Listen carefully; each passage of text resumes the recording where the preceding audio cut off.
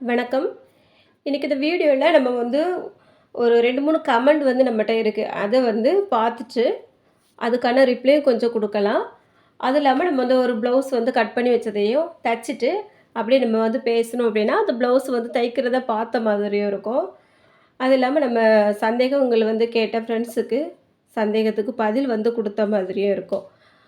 இப்போ வீடியோவே ஸ்கிப் பண்ணாம முழுமையா பாருங்க. நெறைய வந்து உங்க கூட பேசணும் அப்படின்ட்டு ஆசைப்படுறேன். இப்போ இந்த கமெண்ட்ட பாருங்க. இது வந்து நான் வந்து ஒரு 1 வாரத்துக்கு மேல 10 நாளைக்கு மேல இருக்கும். ஒரு வீடியோ வந்து போட்டிருந்தேன். அதில உள்ள கமெண்ட் தான். அதுக்கப்புறம் இது வந்து ஒரு கொஸ்டின் வந்து கேட்டிருந்தாங்க. இதுவும் அதே மாதிரி. இந்த 3 கமெண்டுமே வந்து ரிப்ளை குடுக்கக்காக நான் எடுத்து வச்சிருக்கேன். இப்போ முதல்ல பார்த்தோம் இல்லையா? அந்த கமெண்டு. அது அத பத்தி கொஞ்சம் பார்க்கலாம். அத வீடியோ வந்து நான் ஒரு 10 நாளைக்கு மேலே இருக்கும். 10, 15 நாள் இருக்கும்னு நெனைக்கிறேன். இப்போ வந்து வீட்டிலிருந்தே வந்து பெண்கள் 1000லேருந்து 2000 வரைக்கும் ஒரு நாளைக்கு வேலை செய்யலாம் அப்படிங்கிறத மாதிரி நம்ம டெய்லரிங் வேலைய பத்தி போட்டிருந்தேன். அந்த வீடியோல பண்ண கமெண்ட் தான். என்னோட மனச வந்து ரொம்பவே தொட்டிருந்த கமெண்ட் அதுதான். அதில வந்து அவங்க 2 பெண் குழந்தைங்க இருக்கு. ஹஸ்பண்ட் வந்து விட்டுட்டு போயிட்டாங்க. ஆனா வந்து நான் தையல் பழகின தையல வந்து விட்டுட்டேன். மறுபடி தையல் பழகி, இப்போ கடை வச்சு வந்து தச்சுட்ருக்கேன். அது இந்த தீபாவளியோட துணி தச்சு பிள்ளைக்கு ஒரு கம்மல் வாங்கியிருந்தேன் அப்படிங்கிற மாரி சொல்லியிருந்தாங்க. என்னோட பேரு மஞ்சு. வயசு வந்து 35 அப்படின்ட்டு சொல்லியிருந்தாங்க. ரொம்பவே நல்ல விஷயம். இப்போ தையல் மூலமா எவ்வளவோ செலவுகள வந்து நம்ம பார்க்குறோம். அது ஒரு பக்கம் இருந்தாலும், அதையும் தாண்டி கொஞ்சம் மிச்சம் கையில புடிச்சு, அதுக்கப்புறமா நம்ம வந்து ஒரு பொருள் வாங்குறது. அது வந்து சின்ன விஷயமே கிடையாது. ஏன்னா, ஒரு ஆணோட வருமானத்துல கூட நம்மளோட வீட்டு செலவுகள வந்து கொண்டுட்டு போறது ரொம்ப கஷ்டம். அதில இந்த பெண் வந்து இந்த மாரி எல்லாமே பார்த்துட்டு, பிள்ளைங்கள படிக்க வச்சுட்டு, அவங்களுக்கு சாப்பாடு செலவுலேருந்து எல்லாமே ஒரு குடும்பம் அப்டின்னா கொஞ்சம் செலவே இருக்காது. எல்லாத்தையும் பார்த்துட்டு அதுக்கப்புறமா ஒரு பொருள் வாங்குறோம் அப்டின்னா எவ்வளோ சந்தோஷம் பாருங்க. கண்டிப்பா அவங்க வந்து வாழ்க்கையில இன்னும் முன்னேறணும். அத பத்தி வந்து எல்லாருமே நெறைய பேர் கமெண்ட் பண்ணியிருந்தீங்க. அந்த கமெண்ட்டுக்கு கீழ நான் வந்து இன்னைக்கு போய் பார்த்தேன். நெறைய பேர் கமெண்ட் பண்ணியிருந்தீங்க. உண்மையாவே அவங்க வந்து ஒரு வீர பெண்மணி அப்படிதான் சொல்லலாம். அவங்க வந்து இன்னும் வாழ்க்கையில மேல மேல வேலைகள் வந்து பார்த்து நல்ல உடம்பு ஆரோக்கியத்தோட அவங்க குழந்தைங்களையும் பார்த்து நல்லா முன்னேறணும் அப்படிங்கிற மாதிரி தான் என்னோட விருப்பம். அந்த வீடியோ நீங்க வந்து பார்த்தீங்க அப்படின்னா, அந்த கமெண்ட்ட வந்து கண்டிப்பா நீங்க பாருங்க. நான் வந்து ஃபர்ஸ்ட்டு கமெண்ட்ல பின் பண்ணி தான் வச்சிருக்கேன். பார்த்துட்டு அவங்களுக்கு உங்களால முடிஞ்ச ஒரு கமெண்ட்ட வந்து போட முடிஞ்சா போட்டு விட்டுட்டு வாங்க. ஏன்னா, அவங்க வந்து அந்த அளவுக்கு வந்து கமெண்ட் பண்ணியிருந்தது எனக்கு ரொம்பவே சந்தோஷமா இருந்தது. ஏன்னா நெறைய பேர் அதான் கமெண்ட்ட பார்க்கும்போது, இவங்களாலேயே இந்த அளவுக்கு முடியும்போது, நம்மளால ஏன் செய்ய முடியாது? அப்படிங்கிற மாரி தோணணும் அப்படிங்கிறதுனால தான் நான் அந்த கமெண்ட்ட வந்து பின் பண்ணி வச்சிருந்தேன். அதுக்கப்புறம் பார்த்தீங்கன்னா, நான் வந்து ரொம்ப நாளா வீடியோ போடையில. அ என்னோட சூழ்நிலைகள் வந்து நெறைய பேருக்கு தெரியும் அப்படின்னு நெனைக்கிறேன். இருந்தாலும் நம்ம வந்து அப்பப்போ ரெஸ்ட் எடுத்துட்டு அதுக்கப்புறமா தான் வேலைகள ஆரம்பிப்போம். இது நம்ம ரெகுலர் கஸ்டமருக்கும் தெரியும். நம்மள வந்து தொடர்ந்து வீடியோஸ பார்த்துட்டு இருக்கவங்களுக்கும் தெரியும். அதனால அவங்க அப்பப்போ அந்த வீடியோ, இந்த வீடியோன்னு கேட்டாலும் என்னால அப்லோட் பண்ண முடியாத ஒரு சூழ்நிலையிலேருந்து இருந்துட்டு தான் இருக்கேன். எல்லாருக்குமே சாரி. நான் வந்து தொடர்ந்து வீடியோ அப்லோட் பண்ணலாம் அப்படி தான் நெனைப்பேன். இருந்தாலும் முடியாம ஆயிருது. ஆனா நெறைய சப்ஸ்கிரைபர் வந்து கமெண்ட்ல கேட்டுட்டே இருந்தாங்க. "அக்கா என்னாச்சு? என்ன வீடியோ அப்லோட் பண்ணல, வீடியோ வரையில" அப்படின்ட்டு கேட்டுட்டு இருந்தாங்க. அது இல்லாம நேர்ல கூட ஒரு சில பேர் பார்க்கும்போது, "என்னாச்சு வீடியோஸே போடல" அப்படின்லாம் கேட்டாங்க. ரொம்ப ரொம்ப நன்றி எல்லாருக்குமே. இந்த மாரி சப்ஸ்கிரைபர் இருக்க போய் தான் அப்பப்போ நமக்கு உடம்பு முடியாம ஆனாலும், நம்ம வந்து கொஞ்சம் உற்சாகமா எந்திரிக்கிறோம் அப்படிங்கிற மாரி தான் எனக்கு தோணுது. இப்போ வந்து நம்ம அடுத்த கமெண்ட் ஒண்ணு இருக்கு பாருங்க. அதையும் பார்க்கலாம். அதில வந்து ஒருத்தவங்க என்ன கேட்டிருக்காங்க அப்படின்னா, அவங்க ஃப்ரெண்ட்ஸ் வந்து கடை வச்சு தச்சுட்டு இருக்காங்களாம். அவங்க வந்து என்ன தைக்கிறதுக்காக கூப்பிடுறாங்க. அப்போ நான் கட் பண்ணி அவங்க கட் பண்ணி குடுத்தா நான் எவ்வளவு கூலி வாங்கலாம் அப்படிங்கிற மாரி கேட்டிருந்தாங்க. ஒவ்வொரு கடைய பொறுத்தும் கொஞ்சம் அந்த ஏரியாக்கள பொறுத்தும் அந்த தையலோட கூலி வந்து கொஞ்சம் மாறுபடும். அதுக்கேத்த மாரி அவங்க வந்து எந்த அளவுக்கு உங்களுக்கு குடுக்குறாங்க அப்படிங்கிறத நீங்க தான் முடிவு பண்ணணும். ஏன்னா நீங்க வந்து ரொம்ப ஃப்ரெண்ட்ஸ் அப்படின்ட்டும் சொல்றீங்க. ஒருவேளை அவங்க வந்து நார்மலா எல்லாருக்கும் குடுக்குற மாரி இல்லாமயும் உங்களுக்கு கொஞ்சம் அதிகமா கூட குடுக்கலாம். ஒரு வேளை உங்க பழக்கத்த பொறுத்து. இருந்தாலும் ஒரு கடை அப்படின்ட்டு வந்தா, அவங்க வந்து கட் பண்ணுறதுக்கு ஒரு கூலி எடுத்துக்கிடுவாங்க. ஆர்டர் எடுக்குறாங்க இல்லையா? அதுக்குள்ள கூலி வந்து எடுப்பாங்க. கரண்ட் பில்லு, வாடகை அந்த மாரி எல்லாத்தையுமே கணக்கு பண்ணி, அவங்க வந்து ஒரு ரூ. 200 வாங்குறாங்க அப்படின்னா, ஒரு சில கடைகளெல்லாம் நான் சொல்றேன். அவங்க வந்து அந்த ரூ. 100யோட கொஞ்சம் கூடுதலா வேணா உங்களுக்கு தர்றதுக்கு வாய்ப்பு இருக்கும். அந்த மாரி தான் நான் நெனைக்கிறேன். ஒவ்வொரு ஏரியாக்கள்ல எந்த மாதிரி இருக்குது அப்படிங்கிறதையும் கமெண்ட்ல சொல்லுங்க. ஏன்னா, அந்த சப்ஸ்கிரைபருக்கு வந்து அ இன்னும் என்ன விடையும் கொஞ்சம் நீங்க பண்ற கமெண்ட்ல வந்து கொஞ்சம் தெளிவு கிடைக்கும் அப்படின்னு நான் நினைக்கிறேன்.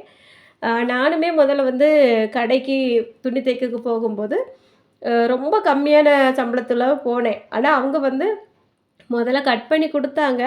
அதுக்கப்புறம் நம்மளோட கட்டிங் வந்து நல்லா இருக்கிறதுனால, நீங்களே கட் பண்ணி தச்சுக்கோங்க அப்படின்னாங்க. நாங்க வந்து கட் பண்ணி தச்சோம் அப்படின்னா, ஒரு ரூ. 20 எக்ஸ்ட்ரா குடுப்பாங்க. அப்போலாம் வந்து ரொம்ப ரேட்டு கம்மி தான். ஒரு 10 வருஷத்துக்கு முன்னாடி. அந்த டைம்ல அவங்க வந்து ஒரு ரூ. 150 வாங்குறாங்க அப்படின்னா, எங்களுக்கு வந்து கட் பண்ணி தச்சோம் அப்படின்னா, ஒரு ரூ. 70 அந்த மாரி தான் குடுக்குற மாதிரி இருந்து 70, 80 அவ்வளோக்குள்ள தான் வரும். அதனால நம்ம வந்து அவங்க கட் பண்ணி குடுத்துட்டா, நம்ம வந்து தச்சு குடுத்துட்டு, ஹெம்மிங், ஊக்கு எல்லாமே வச்சு தான் குடுக்குறது தான் நம்மளோட அந்த முழு தையலுக்குள்ள வேலையும் அதுக்குள்ள தான் வரும். அந்த மாரி தான் இருக்கும். அதனால அ உங்கள் விருப்பம் எப்படின்னு பார்த்துக்கோங்க. நெறைய துணி வந்தது அப்படின்னா, உங்களுக்கு நல்லா கட் பண்ண தெரியும் அப்படின்னா, நீங்க வீட்ல இருந்தும் கூட பண்ணலாம். அப்படி இல்லன்னா, கண்டிப்பா கடைக்கு போங்க. ஏன்னா, அவங்களே ஓரளவுக்கு நெறைய துணிகள் வரும்போது உங்களுக்கு கட் பண்ணி குடுத்தாலும், நீங்க வந்து ஒரு நாளைக்கு ஒரு 3 இல்லன்னா 4 துணி தச்சாலுமே உங்களுக்கு தாராளமான வருமானம் இருக்கத்தான் செய்யும். அவங்க வந்து கட் பண்ணி குடுக்காங்க அப்படின்னா, நாள்பட நாள்பட நீங்களுமே கட் பண்ணி பழகிக்கிடுங்க. அப்போ வந்து உங்களுக்கு கடையில இல்லாம, வீட்லயும் ஒரு துணி வந்தது அப்படின்னாலும், ஃப்ரீயா இருக்க டைம்ல 1 தச்சாலுமே அது வந்து கொஞ்சம் இன்னுமே வருமானம் அதிகமா கிடைக்கிறதுக்கு வாய்ப்பு தான். இந்த மாரி தான் நானும் வந்து கடைக்கு போயிட்டு வந்துட்டுமே, வீட்ல வந்து இருந்து நைட்டு சாப்பாடு பண்ணதுக்கப்புறமா ஒரு ப்ளவுஸாவது தச்சுட்டு தான் அதுக்கப்புறமா தூங்க போவேன். இந்த மாரி தான் என் வேலையுமே அதிகமாச்சு.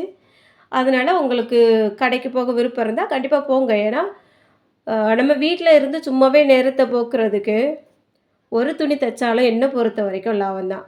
நம்ம வந்து அப்படி போனோம், ஒரு ஃப்ரெண்ட்ஸோட பேசுன மாதிரி ஆச்சு, கொஞ்சம் நம்ம வேலைகள் பார்த்த மாரி ஆச்சு. வீட்டிலேயே இருந்து என்னத்தையா தேவையில்லாம யோசிச்சுட்டே இருக்கிறதுக்கு, அது வந்து நம்மளுக்கு கொஞ்சம் நல்லாவும் இருக்கும். அதனால பாருங்க. அ கூலி வந்து நீங்க தான் அத முடிவு பண்ணிக்கிடணும். உங்க ஃப்ரெண்ட்ஸ் அப்படிங்கும்போது அவங்க எப்படி குடுக்குறாங்க அப்படிங்கிறத பார்த்துக்கோங்க.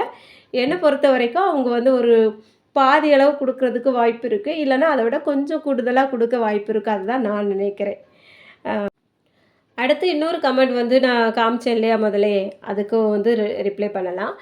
இப்போ வந்து அவங்க வந்து தைக்கிறதுல தான் சந்தேகம் கேட்டிருந்தாங்க. நம்ம வந்து முன்பக்கம் லைனிங் போட்டு அடிச்சு திருப்புவோம் பாருங்க. இப்போ சாதா நெக்கா இருந்தா நம்ம வந்து நார்மலா எம்மிங் பண்ணுவோம். இப்போ ஏதாவது லேஸ் ஒர்க்கெல்லாம் வைக்கிற மாதிரி இருந்தா, ரொம்ப வேலை ஈஸியாகுற மாதிரி இருக்கிறதுக்காக நம்ம வந்து நெக்க வந்து அடிச்சு திருப்புவோம். நல்ல பக்கத்துக்கு மேல லைனிங் வச்சு அடிச்சு திருப்புவோம்.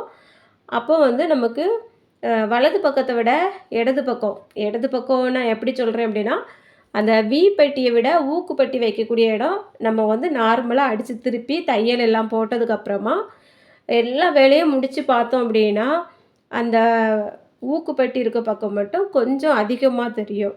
அதிகமாவும் தெரியும். அந்த ரவுண்டும் வந்து கரெக்ட்டா நமக்கு வராத மாதிரி இருக்கும். அதுக்கான வீடியோ வந்து நான் ஒண்ணு அப்லோட் பண்ணியிருக்கேன். ஆ நீங்க வந்து பிகினர்ஸ் வீடியோ, டிப்ஸ் வீடியோல பாருங்க. கண்டிப்பா நீங்க தம்ப்நெயில் சர்ச் பண்ணி பார்த்தீங்க அப்டின்னா, அதில வந்துரும். இல்லனாலும் நான் வந்து கொஞ்சம் உங்களுக்கு விளக்கம் சொல்றேன். இதில வந்து நான் அதுக்கான தையல் வந்து கரெக்ட்டா காமிக்கல. இருந்தாலும் சொன்னா உங்களுக்கு புரியும் அப்டின்னு நான் நெனைக்கிறேன். இப்ப நான் வந்து எப்படி தைப்பேன் அப்டின்னா, வலது பக்கத்தில வந்து வி பெட்டியும், இடது பக்கத்தில வந்து ஊக்கு வைக்கிற பெட்டியும் தைப்பேன். அப்போ அந்த வி பெட்டியில வந்து இந்த பிரச்சனை வரவே வராது. ஊக்கு பெட்டி வைக்கிற இடத்துல கண்டிப்பா இந்த நெக்கோட வளைவுகள்லயும், உயரத்துலயும் கொஞ்சம் பிரச்சனை வரும். அதுக்கு வந்து நம்ம என்ன பண்ணணும் அப்டின்னா, முதல்ல வந்து நல்ல கிளாத்த வந்து அடியில போட்டுட்டு, அதுக்கு மேல லைனிங் எடுத்து வைக்கிறோம் பாருங்க. அந்த வி பெட்டி நீங்க எந்த பக்கம் தைக்க போறீங்களோ, அந்த இடத்துல கரெக்ட்டா 1/4 இன்ச் அளவுக்கு அந்த ஷோல்டர்ல இருந்தே ஆரம்பிச்சு ரவுண்டு வரைக்கும் வந்து முன்கழுத்து வரைக்கும் அப்படியே வந்து எடுத்துருங்க. எந்த இடத்துல ஊக்குப்பட்டி வந்து தைக்கிறீங்களோ, அந்த இடத்துல ஷோல்டர் பக்கத்துல கரெக்ட்டா 1/4 இன்ச் தான் தைக்கணும். ஆனா, அந்த நம்ம நெக்கு ஆரம்பிக்குது பாருங்க. நெக்கு ஆரம்பிக்கிற இடத்துல இருந்து, அந்த வளைவுகள் வந்து அப்படியே மேல வரும் பாருங்க. அந்த இடம் வரைக்கும் நம்ம என்ன பண்ணணும் அப்படின்னா, அந்த 1/4 இன்ச்ச விட 1 பாயிண்ட் அளவுக்கு அதிகமா வளைச்சு அப்படியே நம்ம கொண்டுட்டு வரணும். ஷோல்டர் வரக்கூடிய இடத்துல கரெக்ட்டா 1/4 இன்ச்சில வந்து முடிக்கிற மாதிரி பாருங்க. அப்போ நீங்க வந்து அந்த இடத்த அந்த வளைவுகள்ல கட் பண்ணி விட்டு, திருப்பி தச்சு எல்லாம் முடிச்சதுக்கு பிறகு பார்த்தீங்க அப்படின்னா, இந்த 2மே ஒரே மாதிரி வந்திருக்கும். நான் இதுக்கு வந்து ஏற்கனவே நெறைய வீடியோல சொல்லியிருக்கேன். ஏன்னா, இது வந்து எனக்கு யாருமே சொல்லி தந்தது கிடையாது. நானுமே இந்த மாரி பிரச்சனை வரும்போது யோசிச்சு, எதனால இந்த பிரச்சனை வருது அப்படிங்கிறத கவனிச்சு, அதுக்கப்புறமா இந்த இடத்துல நம்ம வந்து இன்னும் கொஞ்சம் அந்த வளைவ அதிகப்படுத்தி எடுத்தோம் அப்படின்னா, இந்த பிரச்சனை சரியாகும் அப்படிங்கிற மாதிரி நானே பழகிக்கிட்டது தான். இத வந்து நேர்லயே ஒருத்தவங்க வந்து ஒரு சப்ஸ்கிரைபர் வந்து கேட்டாங்க. அவங்களுக்கும் நான் இத வந்து சொல்லிக் குடுத்தேன். இப்ப இந்த மாரி பிரச்சனை வந்து நெறைய பேருக்கு வரும். ஆனா, அவங்க எப்படி கேட்கறது அப்படின்னு நெனைச்சிட்டு இருப்பாங்க. ஒரு சில பேருக்கு வந்து இது தெரியாமயே வந்து கஷ்டப்பட்டுட்டு இருப்பாங்க. ஒரு சில பேரு வந்து போக போக நம்மளே மாதிரியே இந்த மாரி தச்சா இந்த மாரி சரியாகிரும் அப்படின்னு தெரிஞ்சு சரி பண்றவங்களும் இருக்க தான் செய்றாங்க. இப்போ வந்து நான் சொன்னது உங்களுக்கு புரிஞ்சிருக்கும் அப்படின்னு நெனைக்கிறேன். புரிஞ்சுதா? புரியலையா? அப்படிங்கிறத மறக்காம கமெண்ட்ல சொல்லுங்க. ஒருவேளை புரியல அப்படின்னா, நான் அடுத்த வீடியோல கண்டிப்பா உங்களுக்கு வந்து அத தச்சே காமிக்கிறேன். இப்போ பார்த்தீங்கன்னா, நான் அன்னைக்கு தச்சுட்டு இருக்கிறது ஃபுல் வாயில் ப்ளவுஸு தான். அதனால நான் இதில வந்து காமிக்க முடியல. கண்டிப்பா லைனிங் ப்ளவுஸ் தைக்கும்போது உங்களுக்கு அத வந்து இன்னொரு வீடியோல காமிக்கிறேன். அந்த வீடியோல வந்து இந்த 2, 3 கமெண்ட்டுக்குமே நம்ம வந்து ஓரளவுக்கு ரிப்ளை பார்த்தாச்சு அப்படின்னு நெனைக்கிறேன். இது இல்லாம இன்னொரு சப்ஸ்கிரைபர் வந்து நெறைய கமெண்ட் ஒரு 10, 15 கமெண்டாவது இருக்கும் அப்படின்னு நினைக்கிறேன். பிரின்சஸ் கட் ப்ளவுஸ் வந்து அப்லோட் பண்ணுங்க அப்படின்னு சொல்லி. அ அது வந்து அவங்க கேட்ட அன்னைக்கு இருந்தே நான் வந்து அப்லோட் பண்ணவே இல்ல. கொஞ்சம் இன்னைக்கு பண்ணலாம், நாளைக்கு பண்ணலாம் அப்படின்னு நினச்சிட்டே இருந்தேன். பார்த்தீங்கன்னா முடியாம ஆயிட்டு, கடைசியில அது எனக்கு ஏற்கனவே பிரின்சஸ் ப்ளவுஸ் வந்து தைக்க வேண்டியதா இருந்தது. அத நான் தச்சு வீடியோ போட்டிருந்தேன் அப்படின்னா, அவங்க வந்து முன்கூட்டியே பார்த்துருப்பாங்க. ஆனா கொஞ்சம் லேட் ஆயிட்டு இருந்தாலும் நம்ம வந்து நம்ம ஆரம்பிக்கும்போது அந்த ப்ளவுஸ போட்டுட்டு தான் அடுத்த வீடியோவே ஆரம்பிக்கணும். அப்படிங்கிற மாரி ஒரு குறிக்கோள்ல தான் இருந்து, நான் அந்த ப்ளவுஸோட வீடியோ கட்டிங் வீடியோவும், ஸ்டிச்சிங் வீடியோவும் போட்டுட்டு அதுக்கப்புறமா தான் மற்ற வீடியோக்கள் வந்து அப்லோட் பண்ணுறதுக்கே முடிவெடுத்திருக்கேன். ஏன்னா, அவங்களோட அந்த அன்பு தொல்ல வந்து தாங்கவே முடியல. எல்லா வீடியோலயும் போய் கமெண்ட் பண்ணிட்டே இருந்தாங்க. "அக்கா அப்லோட் பண்ணுங்க, அம்மா அப்லோட் பண்ணுங்க" அப்படின்னிட்டு. உண்மையிலே இந்த மாரி ஒரு அன்பு தொல்லையா? அப்படின்ன மாரி தான் எனக்கு தோணுச்சு. நம்ம வந்து கட்டிங் வீடியோ எந்த அளவுக்கு வியூஸ் போகல அப்படிங்கிறது உங்களுக்கு தெரியும். இருந்தாலும் பரவால்ல. இந்த மாரி 1, 2 சப்ஸ்கிரைபருக்காகயாவது நம்ம வந்து அப்லோட் பண்ண தான் செய்யணும். அதனால அவங்களுக்கு யூஸ்ஃபுல்லா இருந்தது அப்படின்னா, நமக்கு ரொம்பவே சந்தோஷம் தான். இப்ப இந்த ஃபுல் வாயில் ப்ளவுஸ் வந்து ஓரளவுக்கு நான் தச்சு முடிக்க போறேன். இப்ப பார்த்தீங்கன்னா, இந்த ப்ளவுஸ் வந்து நான் தச்சுட்டு இருக்க டைம்ல எனக்கு ஒரு சின்ன ஐடியா வந்து கிடைச்சது. ஏன்னா, இந்த ப்ளவுஸ் வந்து கொஞ்சம் அளவுகள் வந்து வித்தியாசமா வரும். மார்பு சுற்றளவுல வந்து கை வந்து கொஞ்சம் சின்னதாவும், அந்த கிராஸா ஒடுங்கி வரும். அப்ப இந்த மாரி ப்ளவுஸ் வந்து ஒரு சில ஃப்ரெண்ட்ஸ் வந்து தைக்கும்போது ரொம்ப கஷ்டப்படுவாங்க. அதனால இது தைக்கிற மெத்தடு நமக்கு எப்படி வரும் அப்படிங்கிற ஒரு சின்ன டிப்ஸ் வந்து சொல்லலாம் அப்படிங்கிறதுனால இந்த வீடியோவே நான் வந்து எடுத்து அப்லோடு வந்து பண்ணியிருந்தேன். இப்ப பார்த்தீங்கன்னா, நான் இந்த மார்க் எல்லாம் பண்ணி வீடியோ எடுத்துட்டு இருக்கும்போதே கரண்ட் போயிட்டு. இருந்தாலும் பரவால்ல நம்ம வந்து வீடியோ லைட் ஆன் பண்ணி தானே வச்சு எடுத்துட்டுருக்கோம் அப்படின்ட்டு அதை எடுத்துட்டு, அந்த கரண்ட் போன நேரத்தில நான் அந்த வீடியோவே உட்காந்து எடிட் பண்ணி அப்லோட் பண்ணிட்டேன். அதுக்கப்புறமா கரண்ட் வந்தது. இத வந்து நான் வந்து ஃபுல்லா தச்சு முடிச்சுட்டேன். அதுவும் இல்லாம இந்த ப்ளவுஸ் கூடவே நான் வந்து இன்னும் 4, 5 ப்ளவுஸுக்கு மேல மொத்தம் ஒரு 10 ப்ளவுஸ் வந்து கட் பண்ணி வச்சிருந்தேன். 1 வாரத்துக்கு முன்னாடியே. அது வந்து வீடியோ எடுத்திருந்தேன். அதுக்கப்புறமா ரொம்ப நாளா வீடியோ போடல அப்படிங்கிறதுனால, அந்த வீடியோவ நெறைய டெலீட் பண்ணிட்டேன். இப்போ அந்த தச்சு வச்சிருந்த ப்ளவுஸ் எல்லாம் நான் எத்தன நாளைக்குள்ள தச்சிருக்கேன் அப்படிங்கிறதையும் அடுத்த வீடியோல பார்க்கலாம். அதனால வரக்கூடிய வீடியோக்கள தொடர்ந்து பாருங்க. உங்களுக்கு சின்ன சின்ன ஐடியா கூட கிடைக்கலாம். ஏதாவது ஒரு டிப்ஸ் கிடைச்சாலுமே கொஞ்சம் யூஸ்ஃபுல்லா தான் இருக்கும். அவ்வளோதான் இன்னைக்கு இந்த ப்ளவுஸ் வந்து ஆரம்பத்துலேருந்து கடைசி வரைக்கும் தைக்கிறத பார்த்துருப்பீங்க அப்படின்னு நினைக்கிறேன். நம்ம வந்து விளக்கம் சொல்லல அப்படின்னாலும் இந்த ப்ளவுஸு தைக்கிறத பார்க்கும்போது, உங்களுக்குமே துணி தைக்கிறதுக்கு கொஞ்சம் ஆர்வம் வந்திருக்கும் அப்படின்னு தான் நான் நினைக்கிறேன். இன்னைக்கு இந்த வீடியோ உங்களுக்கு பிடிச்சிருக்கும் அப்படின்னு நினைக்கிறேன். வீடியோ பிடிச்சிருந்தா எப்படி இருந்தது அப்படிங்கிறத கமெண்ட்ல மறக்காம சொல்லுங்க. வீடியோ பிடிச்சிருந்தா அப்படியே ஒரு லைக்கும் குடுத்துருங்க. நீங்க இன்னும் நம்ம சேனல சப்ஸ்கிரைப் பண்ணலன்னா, சப்ஸ்கிரைப் பண்ணிட்டு பக்கத்துல இருக்க பெல் பட்டனையும் ஆன் பண்ணிருங்க. அப்ப நான் அடுத்தடுத்து அப்லோட் பண்ணக்கூடிய வீடியோஸ் எல்லாமே உடனுக்குடன் உங்களுக்கு நோட்டிஃபிகேஷன்ல வரும். மிஸ் பண்ணாம எல்லா வீடியோஸையும் பார்க்கலாம். இதுவரைக்கும் இந்த வீடியோ பொறுமையா பார்த்த எல்லாருக்கும் ரொம்ப ரொம்ப நன்றி. வணக்கம்.